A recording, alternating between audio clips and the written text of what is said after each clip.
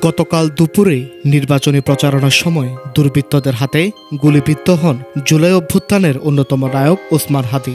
গুলিবিদ্ধ হওয়ার পরপরই তাকে নিয়ে যাওয়া হয় হাসপাতালে এবং বর্তমানে তার শারীরিক অবস্থা গতকালের চেয়ে কিছুটা উন্নত হয়েছে বলে জানা যায় বিভিন্ন গণমাধ্যম থেকে।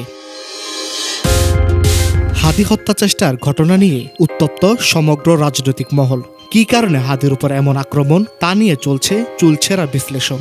রাজনৈতিক দলগুলো ঘটনাটি নিয়ে বিভিন্ন প্রতিক্রিয়া জানাচ্ছেন গতকাল থেকেই। হাদির ঘটনাকে কেন্দ্র করে আজ একটি সমাবেশে বিএনপি নেতা রুহুল কবির রিজভী বলেন, ওসমান হাদিকে গুলি করা ব্যক্তি শিবিরের সাথে জড়িত এবং গুলিকারী ব্যক্তি ডাকসু ভিপি সাদিক কায়েমের সাথে একসাথে চা খাচ্ছে।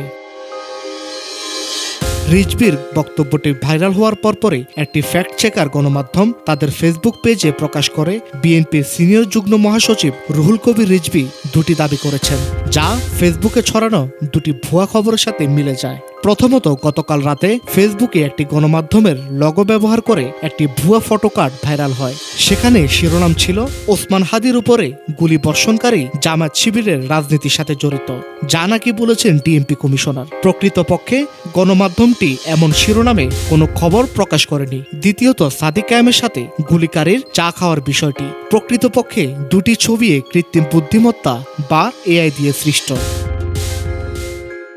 এদিকে ডাকসু ভিপি সাদিক কায়েম সামাজিক যোগাযোগ মাধ্যমে জানিয়েছেন, আওয়ামী প্রপাগান্ডা সেল কর্তৃক প্রচারিত এআই জেনারেটেড ছবিকে সত্য ধরে নিয়ে বিএনপির সিনিয়র নেতা রুহুল কবির রিজভী শরীফ ওসমান হাদির হত্যা চেষ্টাকারীদের সাথে আমাকে জড়িয়ে যে অপতথ্য ছড়িয়েছেন তা বিএনপির মতো সংগঠনের সিনিয়র নেতার কাছ থেকে কোনোভাবে প্রত্যাশিত আচরণ নয়। তিনি বিএনপি এবং রিজভীকে প্রকাশ্যে ক্ষমা চেয়ে অপতথ্য ছড়ানোর অপরাধ থেকে দায়মুক্ত হওয়ার আহ্বান জানিয়েছেন। News desk, Dhaka digit.